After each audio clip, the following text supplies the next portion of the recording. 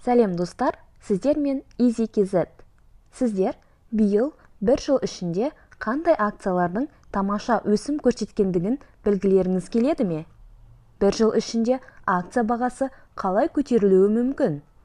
Осы сұрақтарға бүгінгі видеода жауап беретін боламын. Сіздерді осы сұрақтардың жауабы қызықтыратын болса, видеоға лайк басып, пікір қалдыра кетулеріңізді сұраймын. Арнаның тіркелмеген көрермені болсаңыз, болашақта шығатын видеоларды жіберіп алмас үшін тіркеліп қоюды ұмытпаңыз.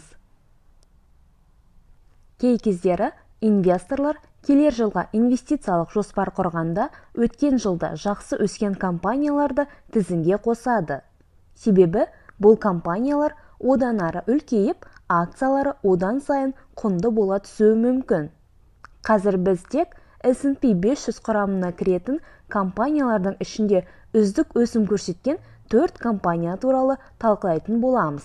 Биылғы жылы ең үздік өсім көрсеткен компаниялардың барлығы дерлік капитализациясы жағынан үлкен және технологиялар саласына жатады. Олармен таныса өтейік. Бірінші компания ол Nvidia. Сатып алғыңыз келсе, көрсетілген тикерді өз брокеріңізден іздеңіз. Бұл компания бір жыл ішінде 221%-ға өскен, яғни бағасы $152 $488 дейін жоғарылаған. Компания әлемдегі ең ірі графикалық процессорлар жиынтығын шығарушы. Сіздерді неге Nvidia-ның акциялары бұлай қатты өсті деген сұрақ қызықтыруы мүмкін. Биыл білесіздер, жасанды интеллект барлық компаниялардың басты назарына айналды. Өздеріңіз білетін ChatGPT, Bard сияқты жасанды интеллектті барлық саладағы адамдар қолдана бастады. Ал осындай жасанды интеллектті бар қолданбаларды жасау үшін компанияларға күшті процессорлар қажет.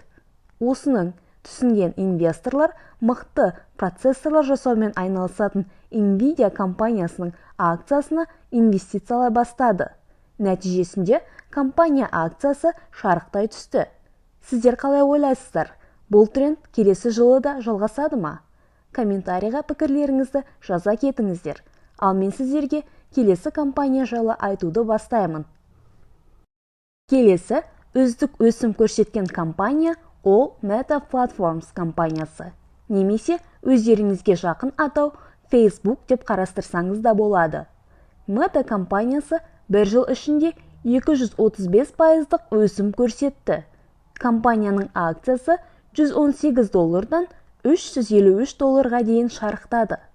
Сатып аламын десеңіздер, келесі тикерді жазып іздесеңіздер болады. Компания акциясының ұлғаюына компанияның шығындарының қысқартылуы, компания платформасының қолданушыларының ұлғаюы, жасанды интеллектке негізделген мүмкіндіктердің дамуы себепкер болды. Үшінші компания ол Palo Alto Networks компаниясы.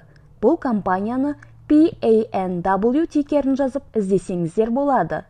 Бір жыл ішінде компания акциясы 111%-ға өскен, яғни бастапқы $141 $298 дейін көтерілген. Бұл ақш компаниясы ақпараттық қауіпсіздік қызметтерін ұсынатын компания болып табылады.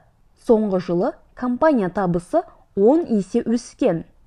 Киберқауіпсіздікті қамтамасыз ету технологиялар нарығында маңызды болғандықтан, аналитиктер мен эксперттер келесі жылы компания одан әрі өсуін жалғастырады деген сенімде.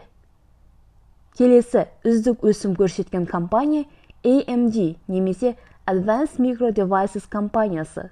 Компания акциясы бір жыл аралығында 116%-ық өсімді көрсетті, яғни акция бағасы $65 $139 дейін өскен.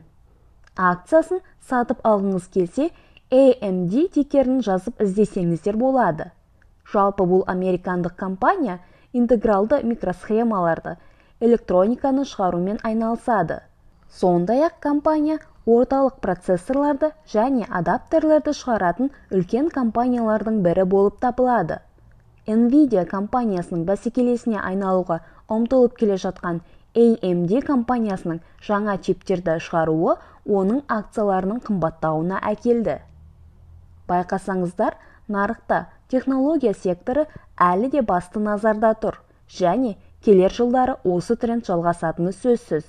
Әрине, бұл тренд кейбір инвесторларды келесі жылы осы компаниялардың акцияларын сатып алуына итермелеуі мүмкін.